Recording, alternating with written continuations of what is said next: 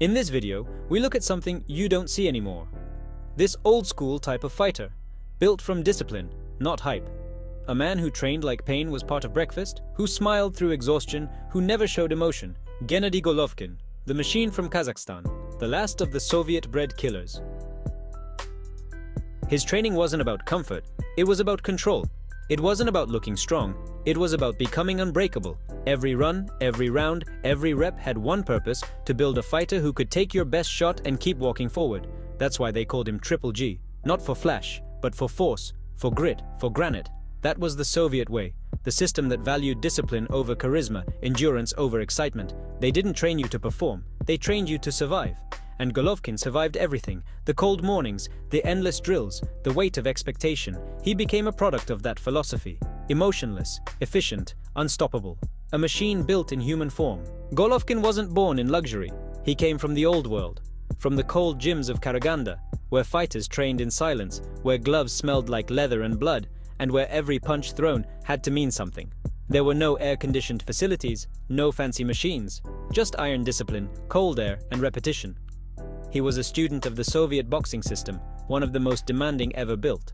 They didn't produce stars, they produced soldiers, and Golovkin was their masterpiece. Every day, every session was designed to break you down and build you back stronger. It wasn't about talent, it was about endurance, about how much punishment your mind could take before your body gave up. They made him run when his legs were already dead. They made him throw punches when his arms had no feeling left. They made him repeat combinations until his form didn't just look perfect. It became instinct. This was training that didn't ask for motivation. It demanded obedience. Golovkin would wake before sunrise, run through freezing wind, and return drenched in sweat.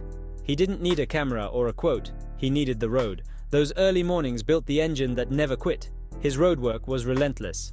Long-distance endurance runs, followed by hill sprints, stairs, and weighted drills. Soviet philosophy believed that the fight was won in the lungs before it was won in the ring. And that's why, when Golovkin fought, he never faded. He never looked tired, because the suffering had already been done. The ring was the reward. Inside the gym, he trained like a man possessed. No music, no breaks, no excuses, just repetition. Hour after hour, shadowboxing until sweat dripped off his elbows. Every motion clean, controlled, and exact. He trained under coaches who believed perfection came from pain. They'd stop him mid-combination to correct the angle of a shoulder, the line of a jab, the width of a stance. It was the Soviet way. Precision first, power second.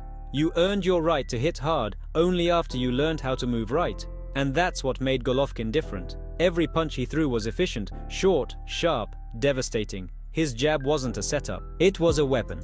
His combinations were like gears turning in a machine, smooth, exact, and unstoppable.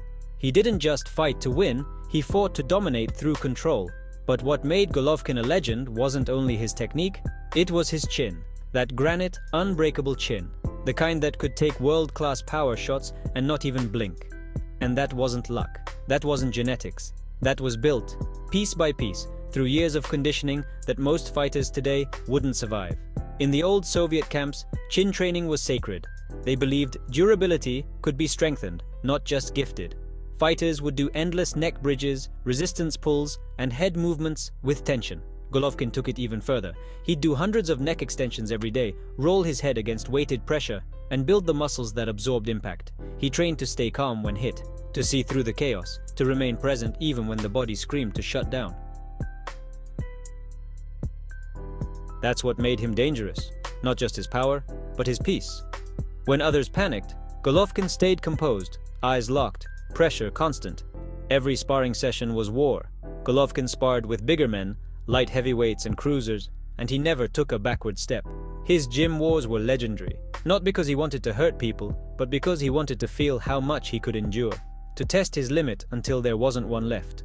It's in those sessions that the legend of his chin was born. Fighters who sparred him said he didn't flinch, didn't blink. He'd get hit flush, then smile and step forward. It wasn't arrogance, it was adaptation.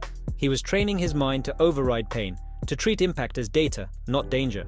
His conditioning drills were pure madness. He'd hit the heavy bag until the seams tore. He'd throw non-stop combinations for full rounds, sometimes 30 minutes straight. No breaks, no clock, just rhythm and breath. He'd train his lungs to recover under exhaustion, his shoulders to keep firing even when numb. The Soviet mindset was simple. Fatigue is an illusion. You keep moving until your body learns it has no choice but to obey. And that's exactly how Golovkin trained. He didn't believe in shortcuts. He didn't believe in modern recovery or pampering the body. He believed in earning resilience through suffering.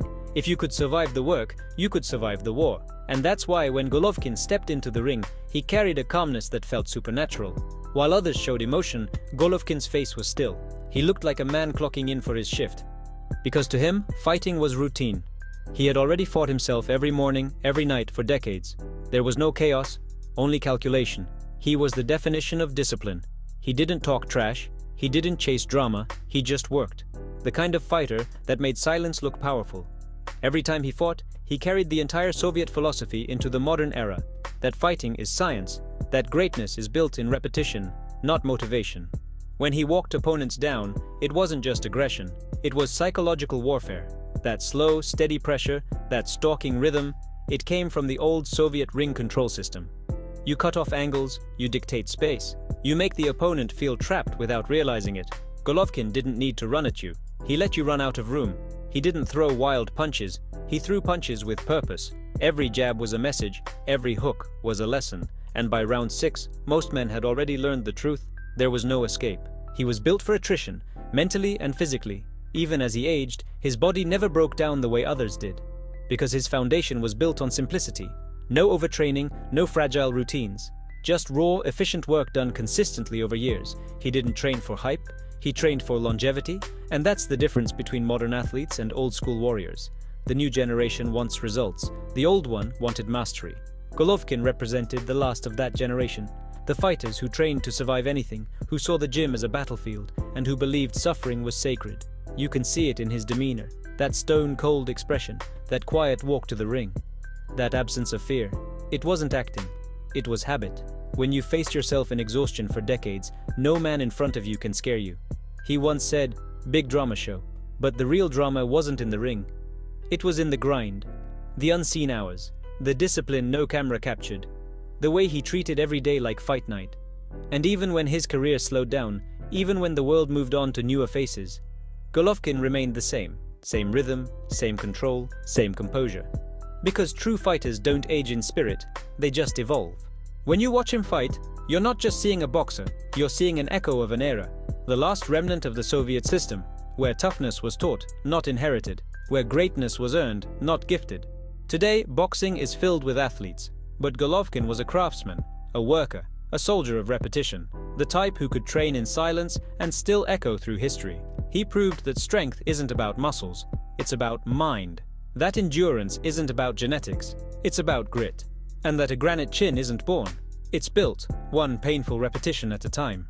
Golovkin's legacy isn't just in his knockouts, it's in the way he carried himself.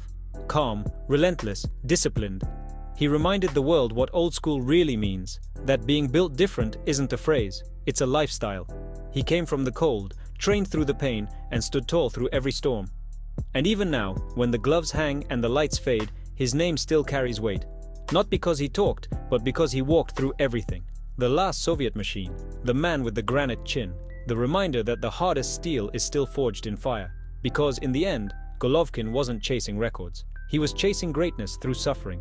The kind of greatness that never fades, and that's what makes him timeless.